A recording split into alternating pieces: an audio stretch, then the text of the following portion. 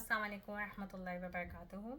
Everyday cross backpack. What we have to carry in this cross backpack? You can carry any of your stuff, but how we organized our backpack, let me show you one more time. So this pocket here, I'm going to keep my mobile all the time inside, and in this pocket I'm gonna keep my hotel key inside, and in this side pocket I'm gonna keep few of the money and my credit card inside, and my period medication, which is all time handy with me, and few of the panty liners inside.